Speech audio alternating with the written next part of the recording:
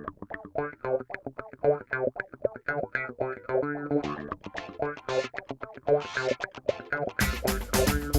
everybody, and welcome back to another episode of Call Time Atlanta.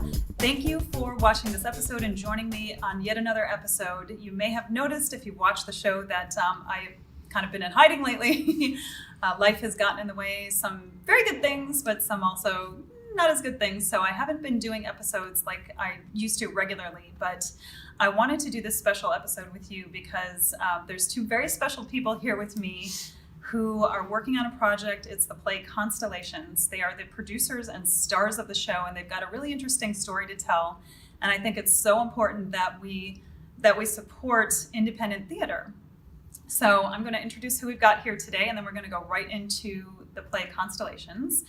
To my left is Michael Howell. He is actually a friend. I know Michael from acting class, and I've known you for years. Actually, 2013, I think. Really? Okay, so I've known him for a very long time. And Michael is an actor. He is a producer. He has actually appeared in television as well. He's been in one of the TV shows you've done as Fatal Attraction on TV One. And he has also done theater productions like The Bed, which is a long-form improv show that is kind of an ongoing show at the Robert Mello Studio. So please check that out the next time you get a chance to. I've seen the show.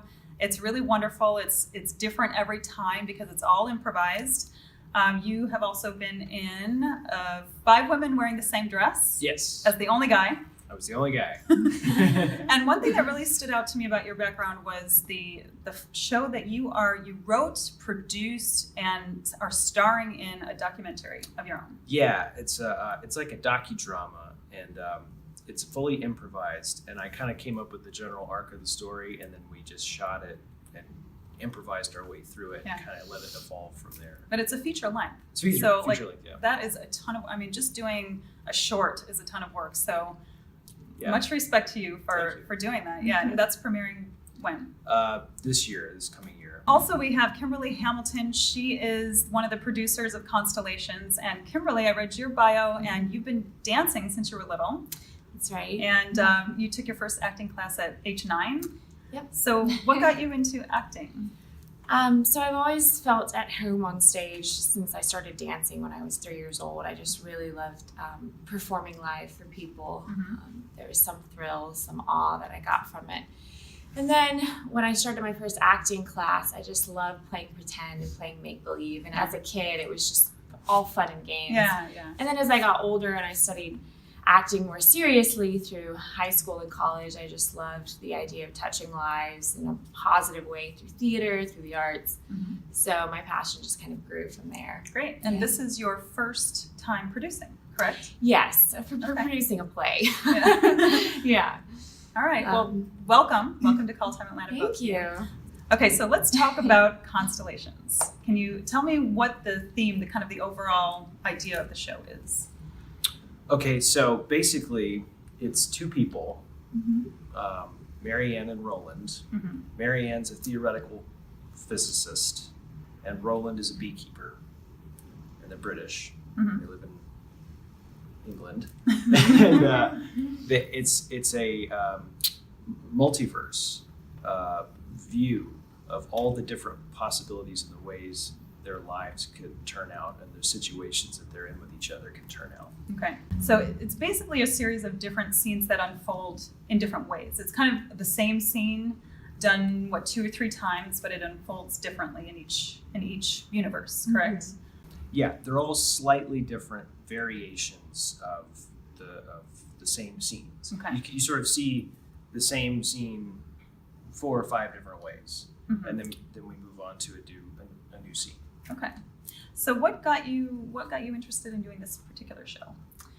Well, we were talking about doing a 2-hander. We were inspired by Jason Smith and Heather Rule, who did Blackbird. We were really inspired by them, so we thought if they could do it, maybe we could do something similar. Yeah. So we were reading through a bunch of different plays, and as soon as we started reading Constellations, it started with the licking the elbow bit, and it was, the characters were quirky and the concept was new agey and out there and obscure, and I just love doing non-traditional styles of theater.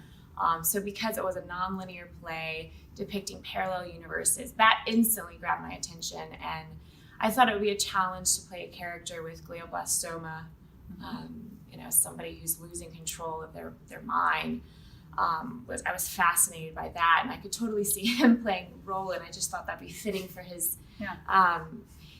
personality and his acting ability. And I just immediately, we both were just like sold as soon as we started reading the script. Yeah, it was literally the first page few lines right. of the play.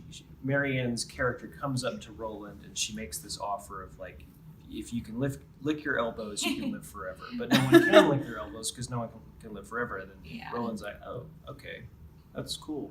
So, and that's the beginning. Yeah. And it's the same scene kind of repeats 5, and we were both like, we got to do this.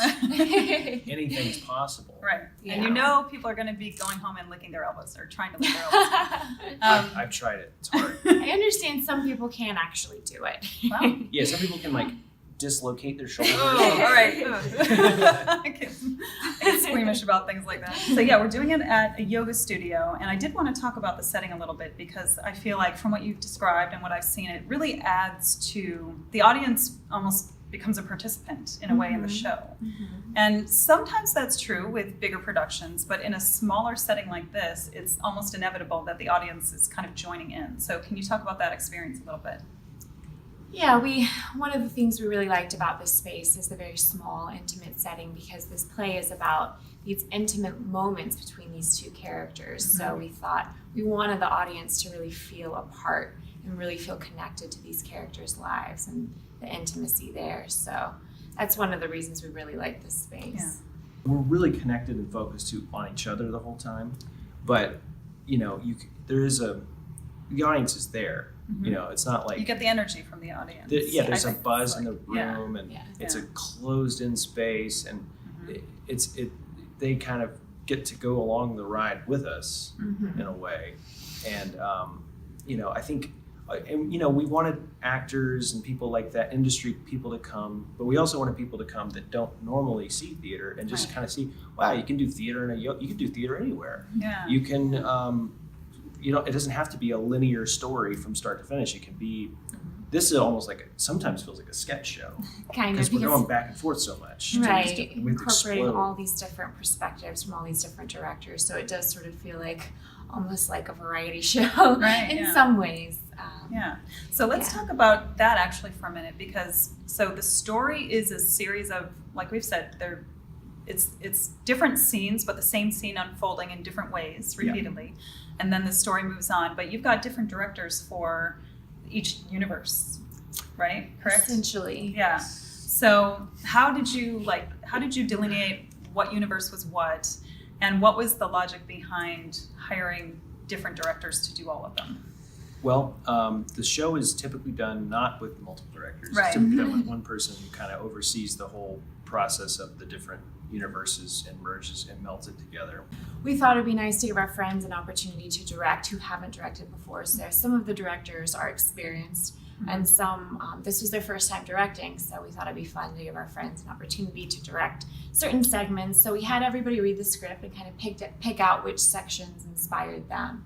So whatever section they were inspired by, we get them the opportunity to direct, and it's been really fun just to have all these different voices in one piece. Yeah, and it's like, we could have gone the route of one person's going to direct this universe, this person's going to direct that universe, we're going to assign universes. Right. We want to do that. We did a reading at a coffee shop in Decatur. We had some of them show up and they could watch us read it, and then like whatever inspires you. Yeah. You can pick a 20-page chunk.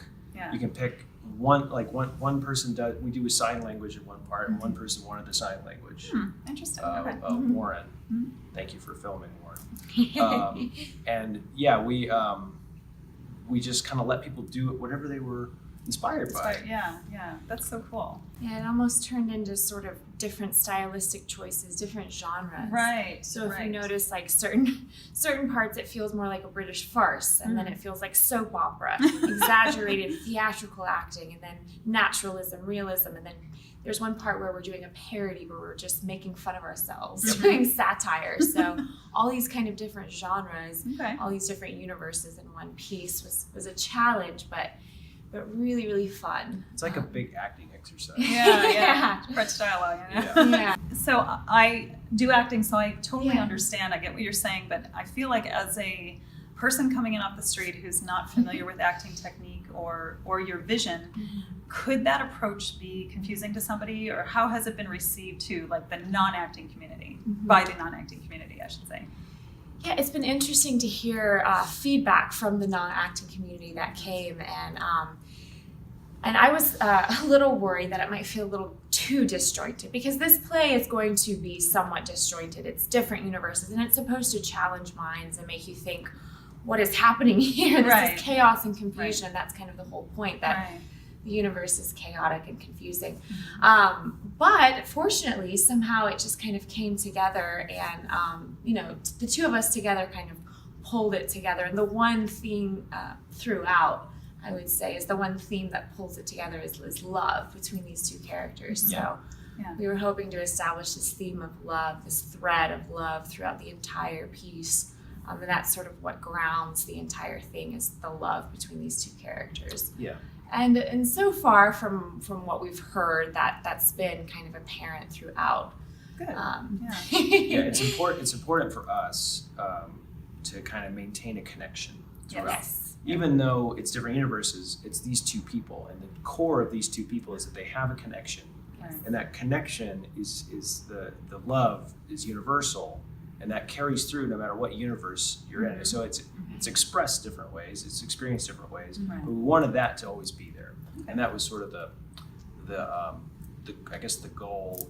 Ultimately, I kind of Yeah. challenged all the directors with, like, find the love. Find the love in No matter each what. scene, right?